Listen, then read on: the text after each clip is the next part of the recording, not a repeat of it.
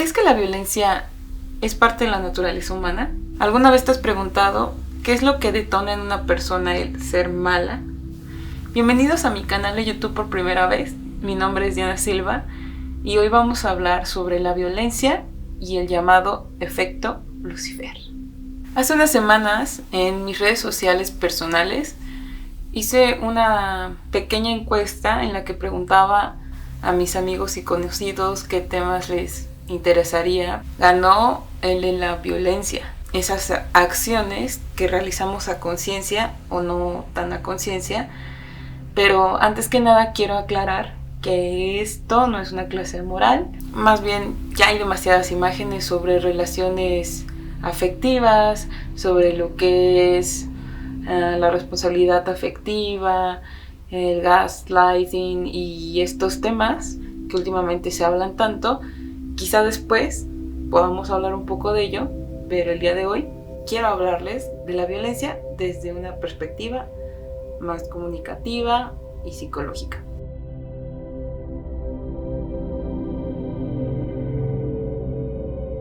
¿Y de qué trata esta teoría? El psicólogo social Philip Zimbardo proponía que el ser humano no podía ser catalogado como bueno o malo, sino que todos tenemos cualidades buenas y malas. Es decir, podemos ser piadosos o podemos ser sádicos, que depende del entorno lo que detonaba que se manifestaran estas cualidades. Para ello realizó una simulación en la Universidad de Stanford que consistía básicamente en recrear una cárcel. En ella metió a un grupo de personas a los que previamente se les realizaron pruebas psicométricas para garantizar que estuvieran en sus capacidades mentales estables y que no vinieran de entornos violentos. Después les asignaría roles como guardias y como presos. Zimbardo, junto a otros estudiantes, monitoreaba todo desde las oficinas de la universidad. Se supone que el experimento duraría aproximadamente 2 semanas, sin embargo se tuvo que suspender en el día 6. Esto porque 2 de los integrantes que interpretaban a los presos tuvieron un quiebre emocional, y esto se debió a que las personas que interpretaban a los guardias empezaron a tener un abuso de poder con ellos. Realmente tengo que hacer aquí un paréntesis, porque hubo un personaje definitivo en este experimento. Fue la psicóloga Christina Maslach la que tuvo que detener el experimento. En ese momento ella era pareja sentimental de Zimbardo y fue a la universidad a hacer una entrevista a los participantes. Cuando llegó se dio cuenta de la situación de abusos que había. Literalmente a estos presos, entre comillas porque no lo eran, los encadenaban, los empujaban, los insultaban, los agredían, les ponían alguna especie como de funda en la cabeza y pues entre otras vejaciones. En una entrevista que le hacen a Zimbardo, voy a dejar entre las fuentes que consulté el enlace aquí abajito, se puede ver cómo él mismo confiesa que ella se quiebra, lo confronta y es cuando él toma conciencia de lo que está pasando adentro. Lo peor para ella pues fue observar que su novio estaba dentro de esa situación y era como otra persona porque ni siquiera se preocupaba y dejaba pasar por alto todo lo que sus subordinados estaban haciendo adentro. Vamos a dejar de lado el hecho de que ellos dos tenían un compromiso y se vio comprometido cuando ella llegó. Pero aún así, ¿se imaginan qué hubiera pasado si no hubiera llegado ella en ese momento? Quizá la situación hubiera sido otra. Más adelante, Zimbardo admite que él mismo perdió el control del experimento cuando su papel como investigador se vio involucrado y dejó de serlo para ser el comisario de la cárcel de Stanford, porque así se le conoce.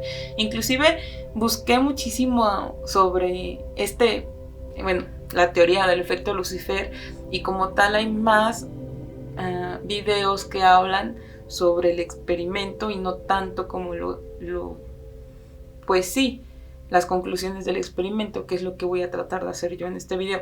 En un punto, Zimbardo se da cuenta de que el poder que tiene como comisario de la cárcel de Stanford es aún mayor que como investigador. Empieza a ejercer ese poder para hacer que sus subordinados, prácticamente les delega ese poder y es cuando ellos comienzan a tener este tipo de trato con las personas allá adentro. Dentro de las conclusiones que salieron de esto podemos destacar lo siguiente: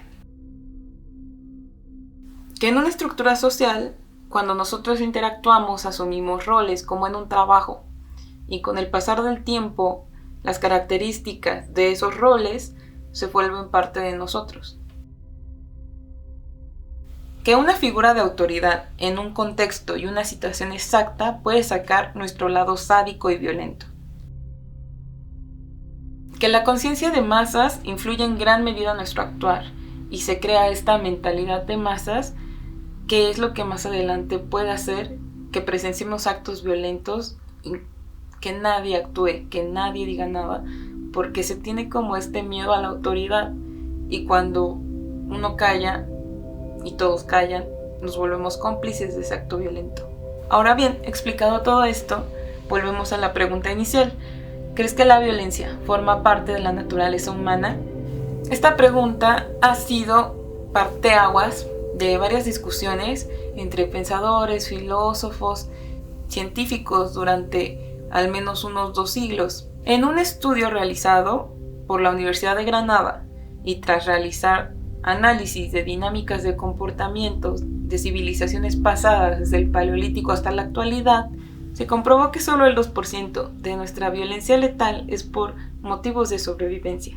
En otras palabras, aunque la violencia puede ser un rasgo característico del ser humano, lo que lo detona es la cultura, las situaciones, las interacciones y las experiencias de cada ser humano. Muy parecido al planteamiento de Zimbardo, ¿no? Quiero recalcar que la violencia no solamente puede ser ejercida de forma física, y de esto también habla Zimbardo durante su libro del efecto Lucifer, con algo que él nombra la semántica del mal, que no es más que la manipulación del lenguaje para tener control sobre el otro. Un ejemplo sobre este tipo de manipulaciones del lenguaje lo podemos ver en un sinnúmero de memes, historias, o inclusive, si les ha pasado a ustedes, cuando tienes una relación sentimental y la persona es insegura. Vas a salir y en lugar de que esta persona te diga: ¿sabes qué? Soy un inseguro, no me gusta que salgas sola, quiero acompañarte, lo que te va a decir es: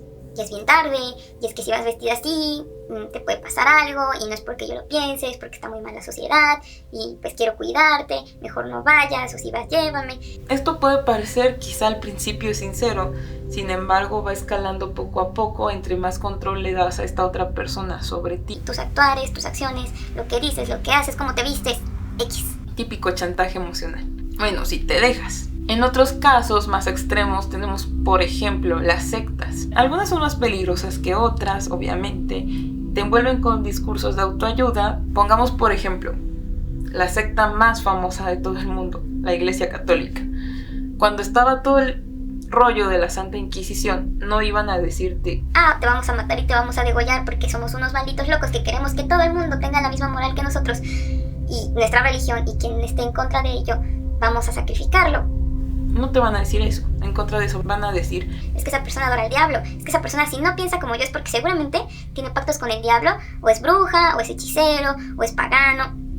Un sinfín de dinámicas del lenguaje para justificar el hacerles daño. Y más allá de esto, ese tipo de acciones violentas donde torturaban, mataban a la gente de formas horribles, ellos mismos decían que expiaban su alma, la limpiaban para que se fuera al cielo. En algunos otros casos más recientes de estos grupos de autoayuda, por ejemplo, cuando ejercen castigos físicos o humillaciones públicas, lo que hacen es decir: no lo estamos tratando mal, esto es un ejercicio que estamos haciendo. Por ejemplo, hay uno que llegué a leer por ahí en el que a las personas las hacían desnudarse para hacerlas vulnerables ante un grupo. Dentro de estos grupos que se hacen de coaching, se les insultaba, se les bajaba la moral, y al final todos lo abrazaban, y estas cosas que finalmente desmoralizan y te exponen ante un grupo de extraños, y en el momento en el que tú te quieras salir, tienen poder, información, cosas que saben que te lastiman, y esa lo usan para tenerte ahí. Hace poco hubo un caso de una secta que seguramente les va a sonar, llamada NXIVM. En esta secta estuvieron implicados políticos, de hecho, el hijo de un político muy importante aquí en México. Hubieron celebridades, hubieron políticos, gente de la clase alta mexicana y pues gente de Estados Unidos también de clase alta. Les digo, hasta había celebridades, algunos recordarán que destruyeron nuestras infancias por ahí. El líder de esta secta es una persona con un coeficiente intelectual bastante alto, justo por eso supo llegarle a la gente con cierta liderazgo, figura de autoridad, líder espiritual. Se llama Ken Rainier, no sé si lo estoy pronunciando bien, no importa, si no corríjanme. Él fue acusado de lavado de dinero, fraude, extorsión, pornografía infantil y tráfico de personas. Realmente todo el escándalo que surgió a partir de esta secta fue más que nada por muchos fraudes que hacían con el lavado de dinero y fiscales, más fraudes fiscales que nada. Lo empezaron como a investigar. Durante los juicios al líder de esta secta se habló acerca de los procesos de iniciación en un grupo dentro de esta misma secta llamado DOS o el juramento. DOS son las siglas de Dominant Over Submissive, que pues prácticamente era el harem del líder de esta secta. Les quiero leer una pequeña cita de lo que era el juramento que este personaje, Ken Rainier, el líder de NXIVM, creó para que las mujeres pronunciaran durante esta iniciación. Maestro, por favor, márcame. Sería un honor, uno que quiero llevar por el resto de mi vida, aunque mi cuerpo pueda ser quemado o torturado o lo que sea. Mi amor es más fuerte. Quiero que tomen la importancia que tienen las palabras de estas personas a la hora del juicio, porque se intentó usar el argumento de que ellas estaban de acuerdo con que las torturaran. Estas iniciaciones realmente eran para ser parte de un grupo exclusivo en el que se les aseguraba a estas mujeres que iban a poder subir de rango más rápidamente dentro de esta secta.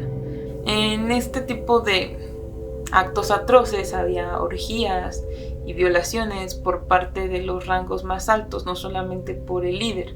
Es decir, habían más personas ahí que estaban viendo lo que estaba pasando y participaron activamente o solamente callaron y más adelante en el juicio dijeron que tenían miedo o que las obligaban o que se sentían de alguna forma comprometidas. Las escarificaciones que este hombre marcaba en estas mujeres era a la altura de su cadera para que ellas no pudieran palparlo. Quiero que también observen este rasgo, ¿no?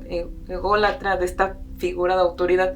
Hablaremos quizá después sobre este tipo de personajes, pero él quería que estuviera en un lugar en el que el vello no pudiera cubrir si crecía. Así es que las marcaban a la altura de la cadera con las iniciales K y R, que eran los nombres de este señor.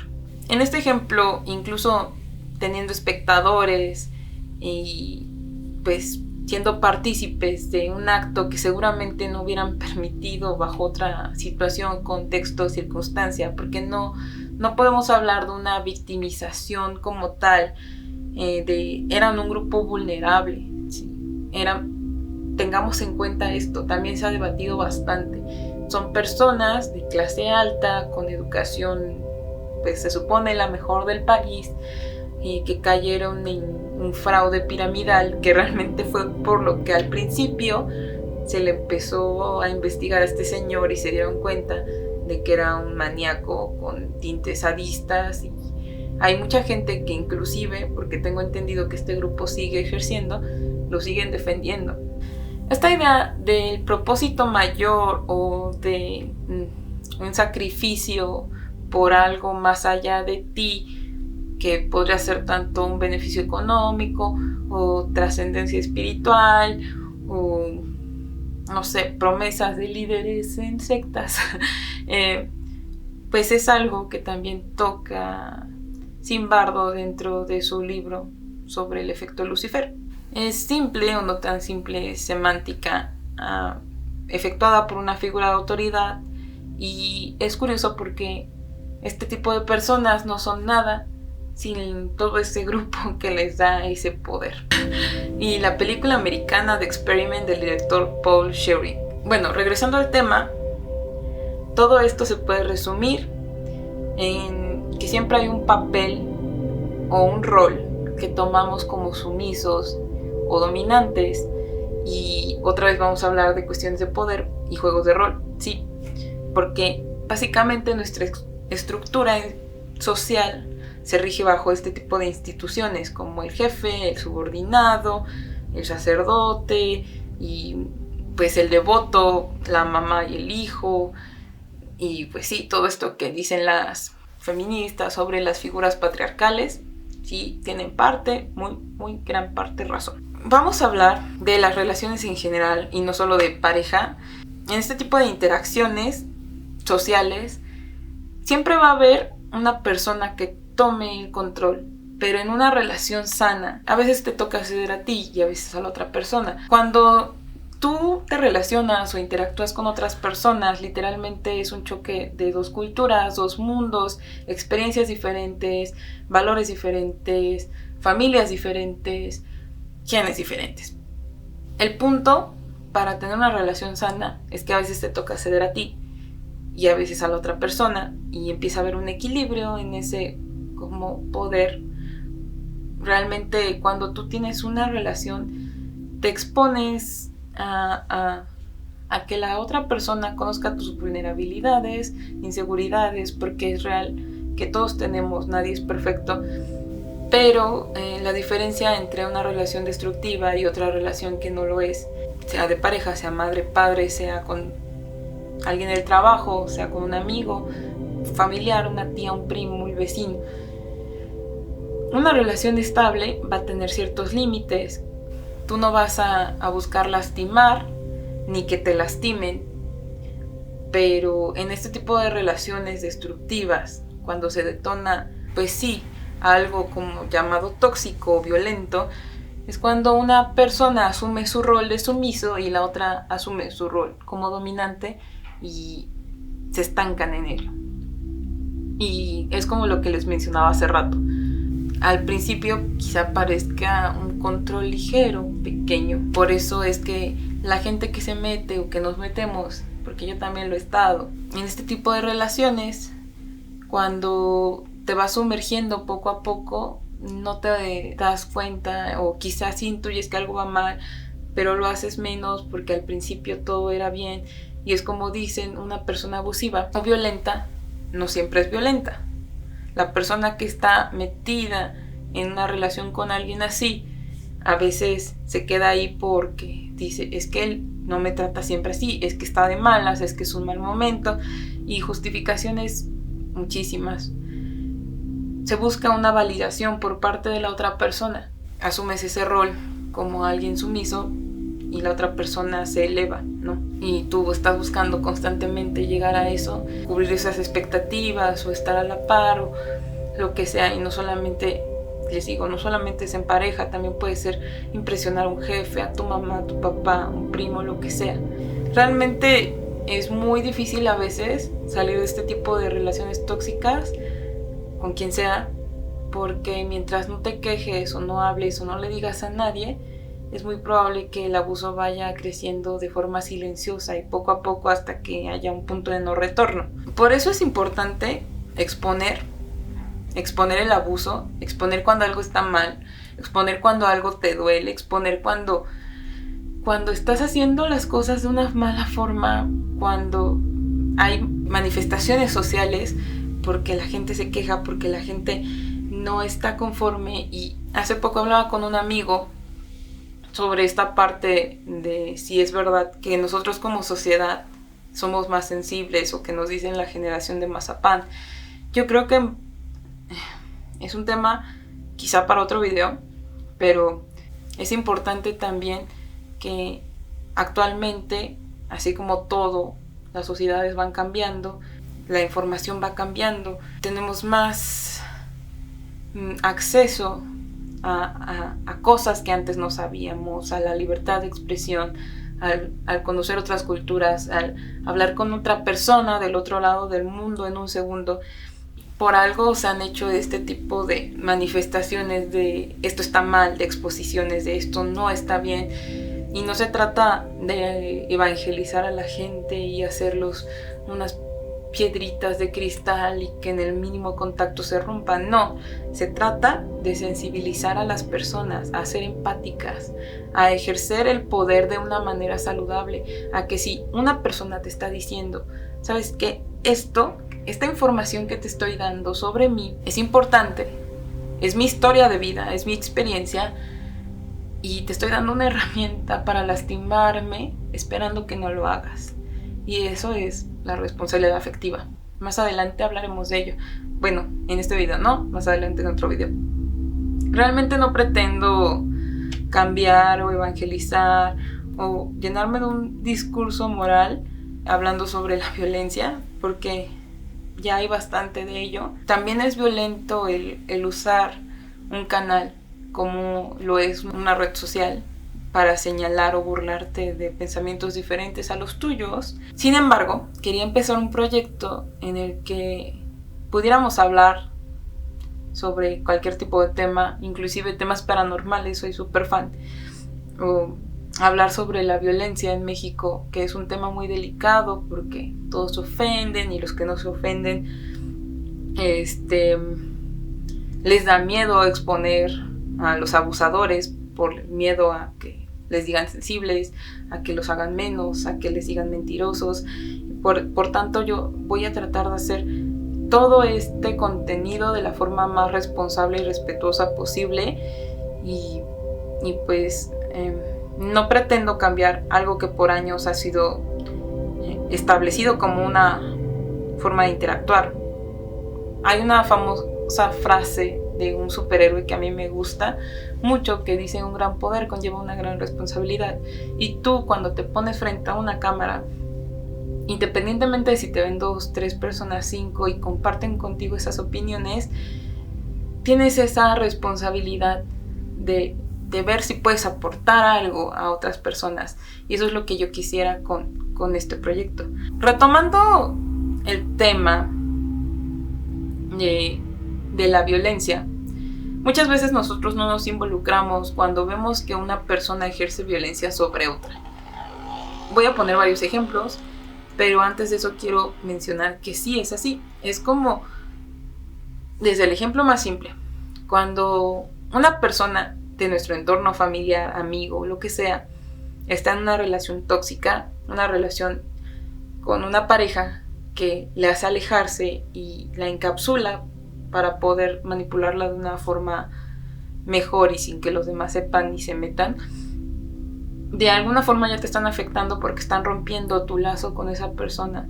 Y quizá cuando esa persona logre salir, y si es que logra salir, ya no va a tener la misma relación contigo que la que tenía antes de estar ahí, o muy difícilmente. Otro caso de abuso de poder es el ocurrido hace unos días por parte de policías de Minneapolis, en los que 4 elementos de policía detuvieron a un hombre que se resistió y uno de ellos sometió con la rodilla a este hombre, por cierto, de raza afroamericana, y al asfixiarlo, este hombre le dijo repetidas veces que lo estaba ahogando y nadie hizo nada.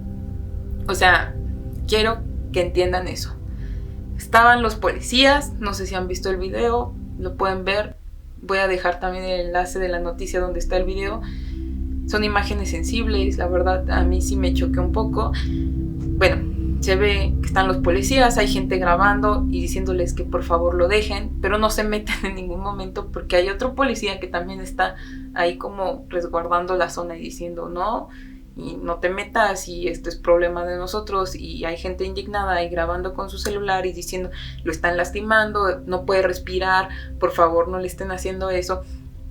Y este otro policía le pone la rodilla y no puede respirar, se ve obviamente que ya está desesperado y sigue por aproximadamente unos 5 minutos hasta que llega la ambulancia y se lo lleva inconsciente.